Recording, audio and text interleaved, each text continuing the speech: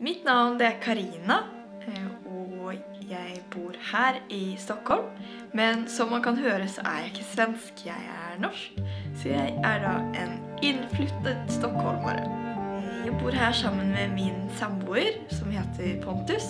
Så vi bor i en fin leilighet ved stadion.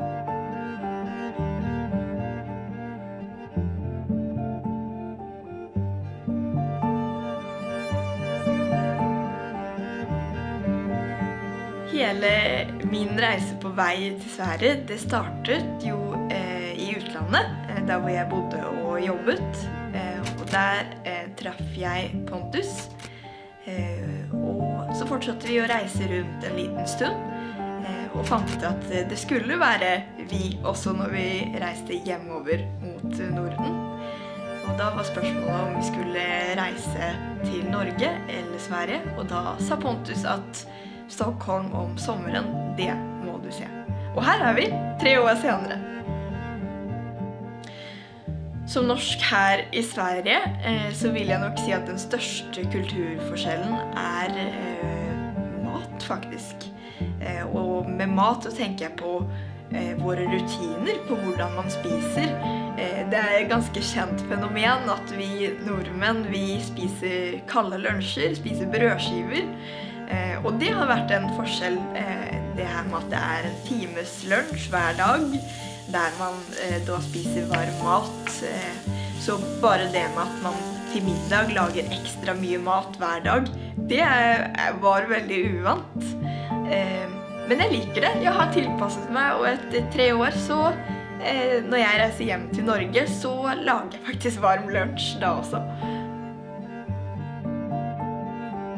Jeg savner ikke så veldig mye, siden jeg synes at landene er ganske like hverandre. Men det jeg savner mest er nok menneskene, altså familien min, som det føles ut som at bor nære, men samtidig ikke nære.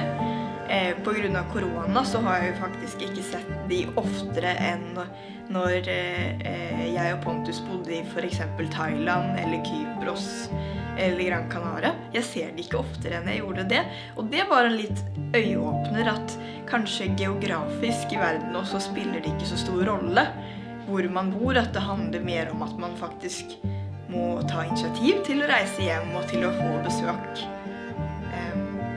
Så det er nok familien som jeg savner mest. Jeg synes at svensker er åpne som mennesker og nysgjerrige. Og nå har vi jo hatt så flaks at vi har bodd i en storby. Så det er klart at kanskje også det er med på å påvirke at det er mye mennesker som kommer fra ulike bakgrunner, som er innflyttet også til Stockholm. Så det kjennes som at det finnes gode muligheter for å spise mat fra andre deler av verden og treffe mye forskjellige mennesker. Så det synes jeg er det beste med å bo i en storby. Å bo i Sverige generelt, så synes jeg det er fantastisk at jeg faktisk har mulighet til å være med i EU nå. Det er jo ikke Norge, og da kan man ikke være med å påvirke på samme måte. Norge er på en måte med, men ikke helt med i hva resten av Europa gjør. Så det synes jeg også har vært fint med å bo i Sverige og også bli svensk statsborger.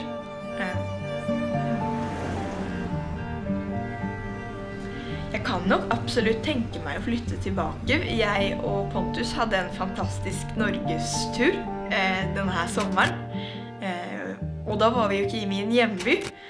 Så hvis jeg noen gang skulle flytte tilbake til Norge, så hadde jo den idylliske drømmen vært i en liten hytte på fjellet med fjorder og høye fjell rundt oss.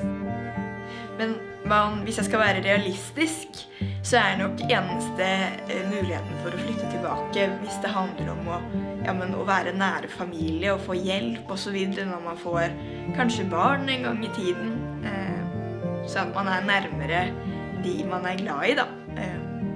Så kanskje sier et kanskje. Vi får se.